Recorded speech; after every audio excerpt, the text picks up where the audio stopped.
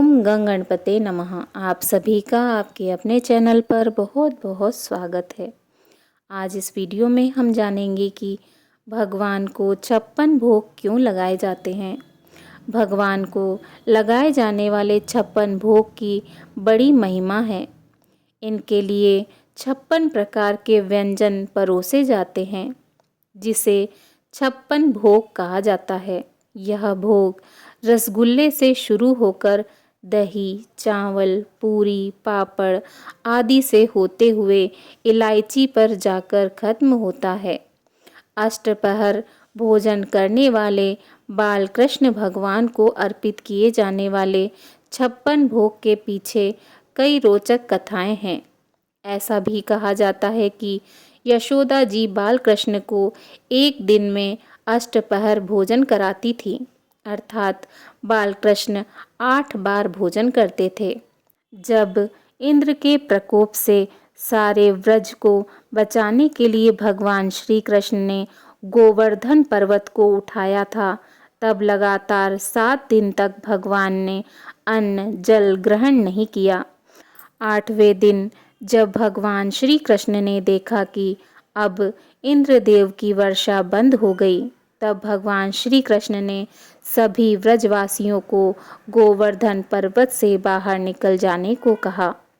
तब दिन में 8 प्रहर भोजन करने वाले व्रज के नंदलाला कन्हैया का लगातार 7 दिन तक भूखा रहना उनके व्रजवासियों और मैया यशोदा के लिए बड़ा कष्टप्रद हुआ। भगवान के प्रति अपनी अनन्य श्रद्धा भक्ति दिखाते हुए सभी व्रजवासियों सहित मैया यशोदा जी ने 7 दिन और 8 पहर के हिसाब से 7 गुणा 8 बराबर 56 व्यंजनों का भोग बाल कृष्ण को लगाया। श्रीमद् भागवत के अनुसार गोपिकाओं ने 1 माह तक यमुना में भोर में ही न केवल स्नान किया, अपितु कुल देवी जगदम्बा कात्यायनी माँ की अर्चना भी इसी मनोकामना से की कि उन्हें नंद कुमार ही पति रूप में प्राप्त हों। भगवान श्री कृष्ण ने उनकी मनोकामना पूर्ति की सहमति दे दी। व्रत समाप्ति और मनोकामना पूर्ण होने के उपलक्ष्य में ही उद्यापन स्वरूप गोपिकाओं ने 56 भोग का आयोजन किया। ऐसा भी कहा जाता है कि गोलोक में भगवान श्री कृष्ण राधिका जी के साथ एक दिव्य कमल पर विराजते हैं। उस कमल की 3 परतें होती हैं। प्रथम परत में 8, दूसरी में 16 और तीसरी में 32 पंखुड़ियाँ होती हैं। प्रत्येक पंखुड़ी पर एक प्रमुख सखी और मध्य में भगवान विराजते हैं। इस तरह कुल पंखुड़ियों की संख्या 56 होती है। 56 संख्या का यही अर्थ है। आइए जानते हैं 56 भोग क्या क्या हैं। भात, सुप्तिका, प्रहेल, सदिका, दधी शाकजा अर्थात दही शाक की कढ़ी, सिखरिणी अर्थात श्रीखंड, अवहेल अर्थात चटनियाँ, बालका अर्थात बाटी, इच्छुखेरणी अर्थात मुरब्बा, त्रिकोण अर्थात शक्कर पारा, बटक अर्थात बड़ा, मधु शीर्षक अर्थात मक्खन बड़ा, फेणिका अर्थात फेनी, परिष्ठार्च अर्थात पूरी, सतपत्र अर्थात खाजा, सधिद्रक अर्थात घेवर, चक्राम अर्थात मालपुआ, चिल्डिका अर्थात चिल्ले, सुधा कुंडलिका अर्थात जलेबी, घृतपूर अर्थात मैसूर पाक, वायुपूर अर्थात रसगुल्ला, चंद्रकला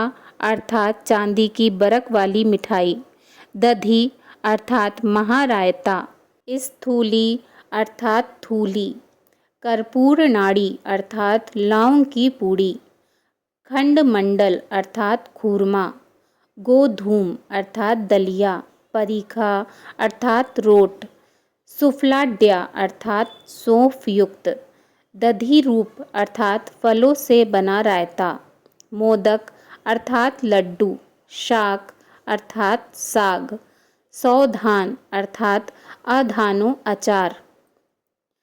मंडका अर्थात मोठ, पायस अर्थात खीर, दधी अर्थात दही, गोघृत हेयंग पीनयम अर्थात मक्खन, मंडूरी अर्थात मलाई, कूपिका अर्थात रबड़ी, परपट अर्थात पापड़, शक्तिका अर्थात बादाम का शीरा, लस्सिका अर्थात लस्सी, सुवत अर्थात शरबत, संघाय अर्थात मोहन, सुफला अर्थात सुपारी, सीता अर्थात इलायची, फल तांबुल अर्थात पान, मोहन भोग अर्थात मूंग दाल की चिक्की, लवण अर्थात नमकीन व्यंजन, कषाय अर्थात आंवला, मधुर अर्थात गुलूकंद, तिक्त अर्थात अदरक, कटु अर्थात मेथी दाना, अम्ल अर्थात नींबू। अगर आपको इस वीडियो में दी गई जानकारी पसंद आई हो तो प्लीज़ वीडियो को लाइक करें, शेयर करें और चैनल को सब्सक्राइब करें और कमेंट बॉक्स में जय श्री राधे कृष्णा लिखना ना भूलें। वीडियो को अंत तक देखने के लिए आप सभी का बहुत बहुत धन्यवाद। जय श्री राधे कृष्णा।